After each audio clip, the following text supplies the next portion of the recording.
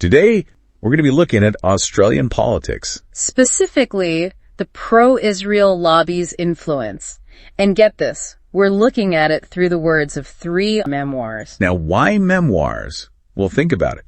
These guys are finally free to spill the tea. Exactly. Out of office, no more holding back. They can reflect on their time in power. And let me tell you, some of the stuff they reveal is pretty juicy. We're talking allegations of blackmail. Coercion. Even a Jewish kiss of death, as 1 PM put it. Whoa, right? It gets intense. These aren't just offhand remarks, mind you. These are serious accusations coming from the top. So let's kick things off with Gov Whitlam back in 1979. His autobiography dropped, and his press conference, well, it became a total showdown. Yeah, you can just feel the tension when he starts talking about the pro-Israel lobby. Right. So to understand the impact, got to remember the context. 1979, Australia. The Cold War's raging. Australia is aligned with the U.S., a major Israel supporter. Okay, got it. Now, Whitlam comes out swinging, saying pro-Israel groups are putting the squeeze on Aussie politicians, influencing public opinion, shutting down any opposing voices. So he's not just criticizing Israeli policies, he's saying the way they're influencing Australian policy is messed up. Exactly. He's saying it's not just about the what, it's about the how. Who's really calling the shots on Australia's foreign policy? That's what he's questioning. Deep stuff. All right, fast forward a few decades. Bob Carr, former foreign minister, publishes his memoir. And he doesn't hold back either. He straight up calls the pro-Israel lobby the biggest problem in Aussie politics. No mincing words there. None at all. And he gives examples, talks about feeling pressured to toe the line, even when it went against what he thought was best for Australia. Wow. Describes a real atmosphere of fear, politicians too scared to speak up, worried about being labeled anti-Israel. Man, that's heavy. It's interesting, isn't it? You'd think a seasoned politician like Carr, someone who's been through the political ringer, wouldn't risk the backlash. What do you think? Did his memoir actually change anything? Hard to say definitively, but it definitely added to the conversation, you know? Brought more awareness to lobbying and how much influence it might have. Got people talking about transparency, accountability, and government. Makes you think. Okay, now for Kevin Rudd's take. And this is where things get really personal. He actually claims he was threatened by a prominent pro-Israel lobbyist. Mark Leibler. Right, Mark Leibler. Huge figure in the Australian Jewish community, big advocate for Israel. Okay, so what happened? Rudd says in his memoir, Leibler basically threatened him. Said there'd be political consequences if Rudd didn't follow a certain line on Israel. That's not even lobbying anymore. That's straight up intimidation. Yeah, and Rudd says it really shook him. Felt like he was being bullied. You know, like Leibler was using his clout to try to undermine Rudd's leadership. So all 3 mention laws against foreign influence in Australia. Right. But are those laws actually doing anything? Or are they just for show? Australia does have laws, like many democracies, meant to stop foreign meddling in their politics. Sure. The goal is to make sure the government's working for Australia, not being controlled by some foreign power. But the question is, do these laws actually have any teeth? That's the million-dollar question, isn't it? Some people say the laws are enough to deter foreign interference. Others say they're weak, easy to get around. I see. Like, how do you even define undue influence? Where's the line between passionate advocacy and crossing the line into coercion? Yeah, that's tricky. It's just crazy to me that 3 different leaders from different times and political parties all had to deal with this same issue. Right. This pro-Israel lobbying. Yeah. Makes you wonder how much this kind of thing is happening in other countries. Exactly. That's the key takeaway here. We have 3 first-hand accounts from top Aussie leaders. So how often is this happening elsewhere? Are other countries dealing with similar pressure on their foreign policy? It's a question worth asking. And for those of you listening, think about this. How can we tell the difference between legitimate advocacy and when it crosses the line? And how can we make sure our governments are really working for us, not for some outside group? That's something we all need to consider. Thanks for joining us on this deep dive. Until next time. See you then. On page 125 in your discussion of international affairs, you have a reference to Australia's role in the Security Council of the United Nations during the 1973 Middle East War. Yeah. And you say there that Sir Lawrence McIntyre was president of the Security Council when the war broke out. And you say that political pressure and even blackmail was brought to bear on you and your government.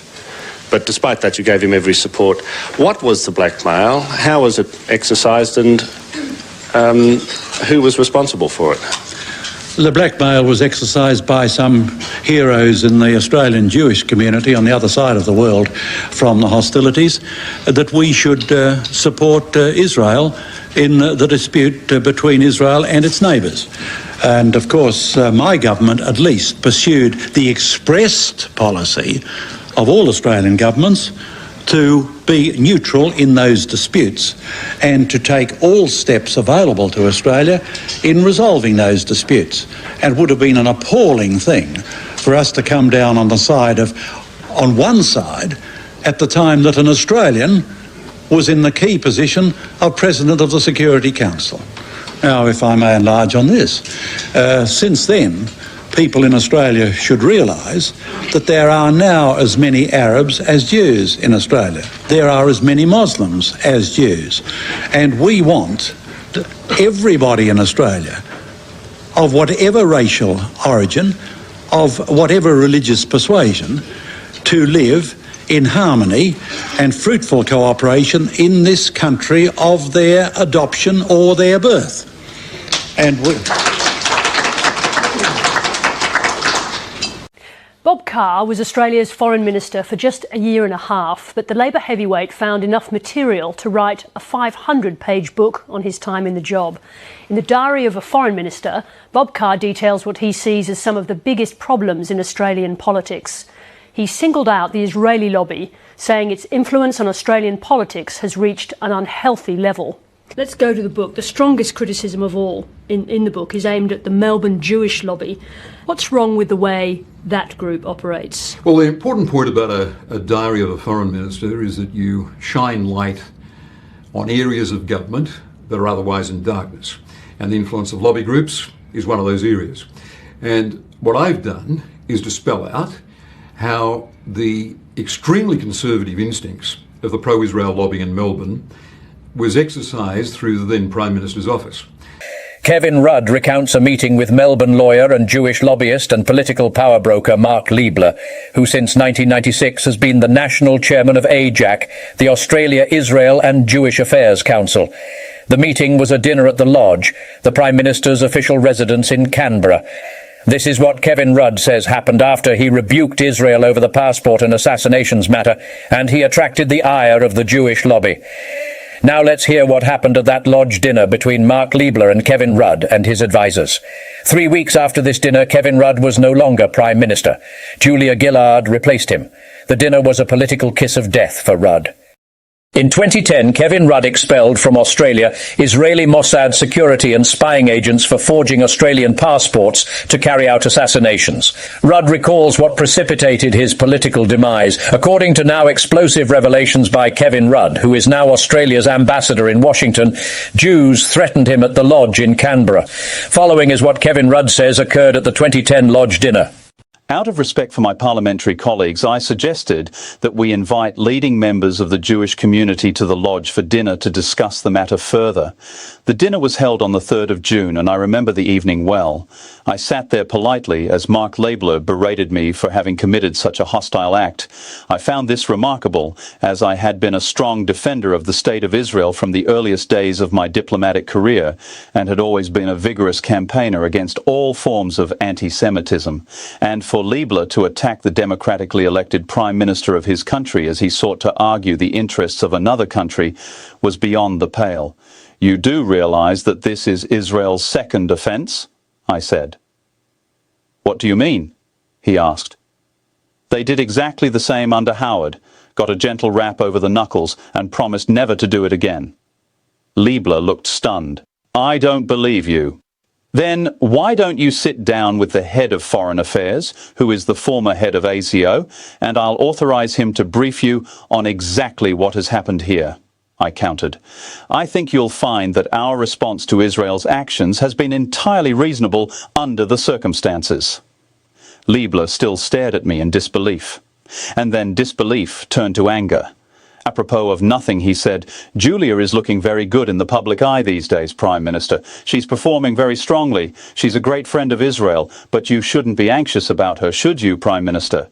Liebler's sinister Julia Gillard remark was at best an astute observation, and at worst it was a threat, which we all now know came true when Julia Gillard deposed Rudd for the Prime Ministership.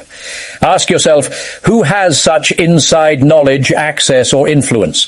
Liebler was also involved in encouraging Paul Keating to move on Bob Hawke, who hitherto had been a friend of Israel. These people have zero loyalty when it comes to advancing Israel's interests first and at all costs. Liebler's political views have been described as ultra-Zionist. Israeli Prime Minister Benjamin Netanyahu's ultra-Zionist ruling Likud party wants Palestinians gone from the face of the earth. Since 1996, Liebler has been national chairman of the Australia, Israel and Jewish Affairs Council known as AJAC.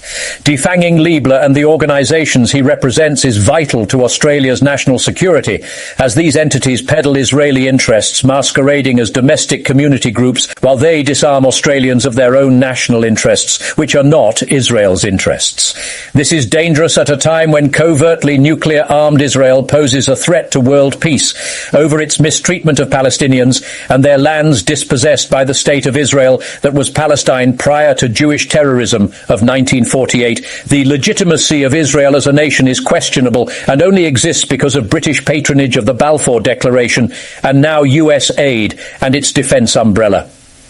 Moral support from nations like Australia is consensus support in the global community. That's where Australian Jews come in, ensuring it remains captured for Israel. Australia is unwittingly being dragged into Israel's disputes without the Australian people being aware of shadowy domestic Jewish influence peddling and power broking them into a global morass Israel is causing. This influence extends to removing ministers and prime ministers deemed not to unequivocally support Israel. Liebler publicly criticised the Australian Labour Party's stance toward Israeli settlements and the diplomatic status of Palestine, notably conflicting in public in 2014 with Australia's then Foreign Minister Bob Carr, who was critical of Liebler. Carr became another political victim of the Jewish lobby. Alongside his chairmanship of AJAC, Liebler is life chairman of the United Israel Appeal of Australia and governor of the Australia-Israel Chamber of Commerce. He is also a patron of the Victorian chapter of the Australian Friends of Tel Aviv University. Liebler served for 10 years as president of the Zionist Federation of Australia and for 6 years as president of the United Israel Appeal of Australia. Liebler is a past chair of the World Board of Trustees of Keren Hayesud United Israel Appeal. He serves on the executive of the Jewish Agency for Israel and holds office as a governor of Tel Aviv University. Jewish interests operating within Australia for Israel covertly have power and influence to shape and guide Australia's foreign policy for Israel at best, and at worst for Australia to remain silent to placate and appease Muslims in a multicultural Australia. We all know silence is consent. That consent condones the land dispossession and genocide of Palestinians by Israel. Prime Minister Kevin Rudd was the second time Jews have deposed an Australian Prime Minister, and not a word in the media has been spoken of the Jewish involvement. That speaks to the power, reach and influence of the Jewish lobby in Australia that operates in the shadows and under the radar out of view of the Australian public. The Australian Foreign Influence Transparency Scheme Act requires monitoring and prosecution of Australian Jews and anybody else who acts in the interests of a foreign nation. In America, the Foreign Agents Registration Act is supposed to do the same as the Australian Foreign Influence Act. The law requires individuals and entities undertaking certain activities on behalf of foreign principals to register with the Australian government. These activities include lobbying, communication and other forms of influence directed towards Australian government decision-makers and key media. The aim is to increase transparency about foreign influence activities in Australia. The Australia-Israel Jewish Affairs Council, or AJAC, is one of the culprits in Australia, yet they've never been investigated or prosecuted. The Jewish Anti-Defamation Commission is another culprit, and they too have never been prosecuted. There is a coterie of Jewish organizations that do the same thing in America, breaking the influence peddling law in Israel's interests. America has the exact same problem of Jewish influence peddlers defying the law with no repercussions from bought, bribed and blackmailed politicians. The media holds its nose and looks the other way. The people are oblivious to what's happening. Gough Whitlam was correct. Australian Arabs and the Muslim community's growing presence in Australia was going to be incendiary to Australia's interests as shadowy Jewish power grew and Arabs and Muslims resented it. Jews have been undermining Australia's unity for decades by seeking to atomize the nation with divide and conquer.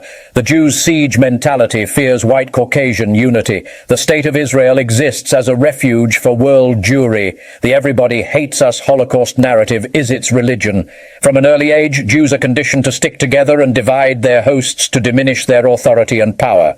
Both the native title movement and the voice referendum had Jewish sponsors when one looks behind the curtain. Divide, conquer and weaken white Australia is the motive using the cover of social justice. Gough Whitlam saw through the mischief.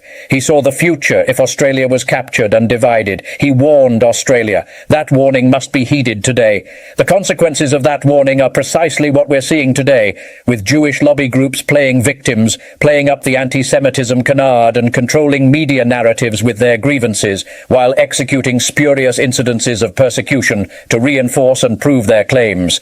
You've seen them spray-painting Jewish-occupied properties and claim it's evidence of anti-Semitism. Australians are now awakening to the ruse and Jewish mischief and menace. Jews must not be allowed to hijack the domestic policy process through blackmail and influence peddling by well-known Jewish mischief-maker power brokers. Australia's sovereignty and independence is at stake. It's the same for America. More importantly, Gough Whitlam's social cohesion warning must be at the forefront of any misplaced government support for Israel. It will create problems in Australia. It's the same in America. We're now awake. Spread what you now know to friends, colleagues and family to make the invisible visible. Only then can something be done about the Jewish menace in our midst and undermining of Australian sovereignty by a clique of rich, connected and organised, seditious, treacherous traitors masquerading as seemingly integrated Australians who in fact never integrate and are loyal to Israel first. They're so loyal to Israel that they'll overthrow elected prime ministers in Israel's interests. No doubt they'd even use forged Australian passports to assassinate Australian leaders if they thought they could get away with it, as they've done abroad. Whitlam was correct by pejoratively calling them out as heroes of the Australian Jewish community. Calling someone a hero pejoratively means to use the term sarcastically or ironically, implying that the person's actions were not actually heroic, but motivated by self-interest, incompetence, or other negative traits. Essentially, it's a way to criticize or belittle someone by using the term in a way that highlights their flaws or failures rather than their bravery or noble qualities. That's what Whitlam was saying as he knew of the Jewish attack dogs, which would hurl anti-Semitism slurs at him if he was direct and blunt, so he used sarcasm, which Whitlam was known for.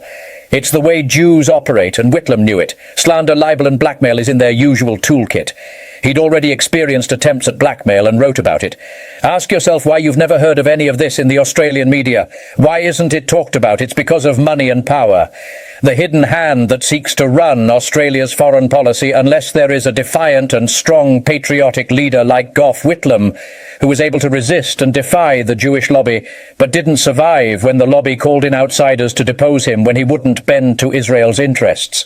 It was a coup, and not a royal decree, that had Whitlam dismissed as Prime Minister. To his dying day in 2014, he believed it to be a conspiratorial coup. He didn't probably understand the full extent of those involved and blamed the executioner, the Australian Governor-General, John Kerr, who did the bidding of unseen hands which saw Malcolm Fraser become Prime Minister. Whitlam eventually reconciled with Fraser, but never with Kerr. So who was blackmailing Kerr? Only Whitlam knew, and he never forgave Kerr and never openly named the culprits despite his displeasure of Malcolm Fraser at the time. The truth ran deeper, far deeper. You can read the truth of this matter in Gough Whitlam's 1979 recount of his prime ministership, which he mindfully entitled The Truth of the Matter. In the book's title is the word truth, for it's what you've just seen and heard as told by Whitlam himself. He never named specific names when asked the press conference question you saw earlier. The closest he came was to call them heroes. They got what they wanted with the demise of the uncontrollable Whitlam, who wouldn't be bought, bribed, or blackmailed. Assassination was out of the question by the same people who had been used on President Kennedy, who was about to cut off Israel for developing covert nuclear weapons using stolen American technology and material. This was an existential threat to Israel. Kennedy had to go. Mossad did the bidding of then Israeli Prime Minister Ben Gurion. Mossad partnered with rogue elements in the CIA, and Kennedy was liquidated. Whitlam wasn't liquidated, but he was nevertheless removed. "It's time" was the election slogan Gough used to sweep into power in 1972. It's now time for Australia to wake up to ensure it doesn't become a captured nation by Jews for the rogue state of Israel. For this is what's happened to America. Seditious Jews have been lying and scheming for decades. We're not going to take it anymore. We're now fully awake and aware of their mischief and menace.